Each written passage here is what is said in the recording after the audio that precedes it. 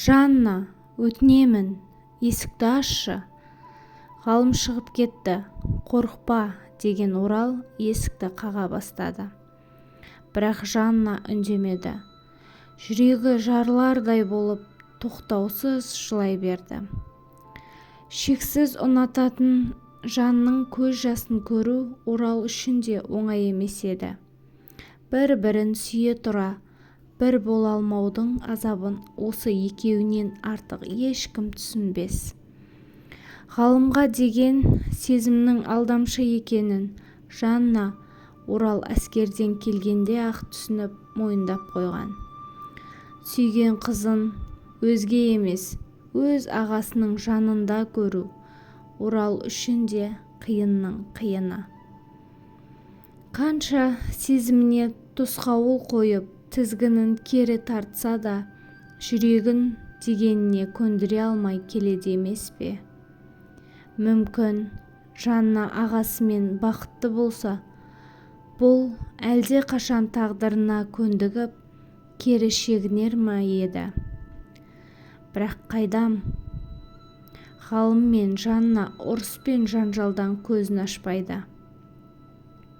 Ғалым әйелін сыйлауды да қойғаны осы күн. Жаннаның әр ісінен мін іздеп табалауға дайын тұрады. Араларында алданыш болар бала да жоқ. Әйтеуір ұяттан жетегінде жүргендері болмаса, отбасы деген жай атты ғана. Ғалым бүгінде таң ата бірақ оралды. Бөлмесіне кіріп, теріс қарап ұйқыға кетті. Көзі бір сәтке де ілінбеген Жанна күйеуінің ұйықтап қалғанын күтті. Онысы тағы да ұрсып қалмаудың амалы.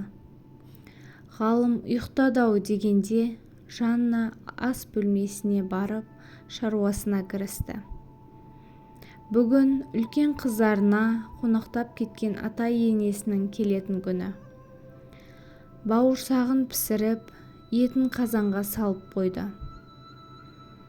Ауланы реттемекші болып далаға шыққан ол, шарбақта отырған Оралға көзі түсті. Жақындай бере, Орал, бұл дұрыс емес. Түсінесің ғой, құрдымға кетіп бара жатырмыз. Түбі жақсылықпен аяқталмас. Мынаның бәрі ғалым біліп қойса, екеумізді де тірі қалдырмас.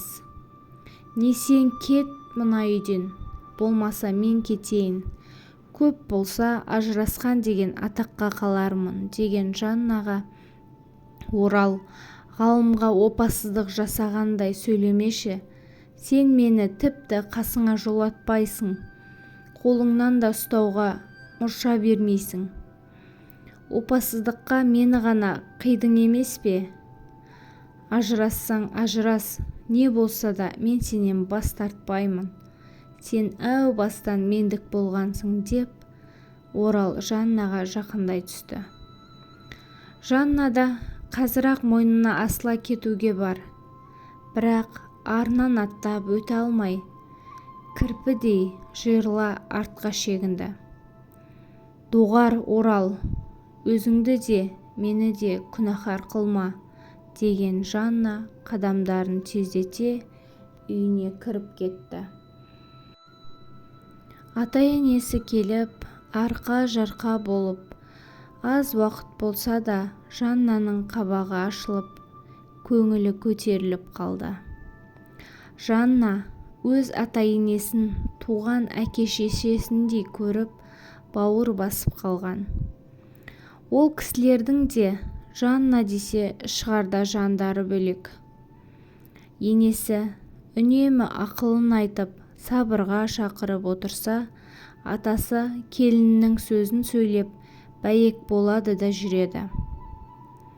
Бүгінде сол кісілермен бірге үйлеріне береке оралғандай, дастархан басында арқа-жарқа болып, біраз әңгіме дүкен құрды.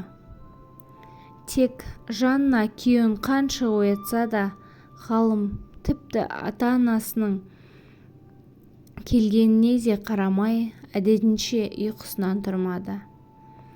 Ауқаттанып алған қос қария баталарын беріп, бөлмелеріне барып, аз-маз демалып алмақ болып тұрып кетті. Үстел басында Орал мен Жанна тағы да оңаша қалып, тек көзбен бір-бірін ұғысардай ауық-ауық жанарлары түйісіп, үнсіз отыр. Іштегі алаулаған күйік сезімді екеуі де амалсыздан тұншықтырып, өртеніп барады. Орал қарсы алдында отырған жеңгесіне ұрлана қараған сайын Жанна өзін қоярға жер таппай тыпырши берді. Отты жанары жүрек тұсын тесіп өтердей тынысы тарылып, демі жиілей түсті. Қос ғашық осылайша күнәһар махаббаттың азабынан арыла алмай отырғанда, арадағы үнсіздікті бөлмесінен қабағы қатулы шыққан Ғалым бұзды. «Шай бар ма?» деген күйеуінің даусынан Жанна селк етті. Сезімнің жетегінде отырған өзін тез-ақ жинап алды. «Жуынып алсаңшы, оятқанда тұра қоймайтының не? Апамдар келді, бөлмелерінде дем алып жатыр. Амандасып кел» деп Жанна шәйнегін алып тұрып кетті. Артынан Оралда көп ұзамай дастархан басынан тұрып сыртқа шықты. Бұнысы Ғалымнан қашқақтағаны ма, жоқ әлде ағасының бетіне тура қарай алмаған ма белгісіз. Әйтеуір соңғы күндері ағасымен оңаша қалудан жасқанып жүр.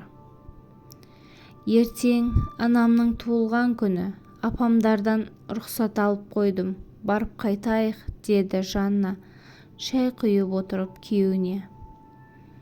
Ғалым үндемеді. Күйеуінің осындай қыңыр мінезінен мезі болған Жанна шыдай алмай алдындағы шәйнегін күйеуіне қарай ысырып жіберді.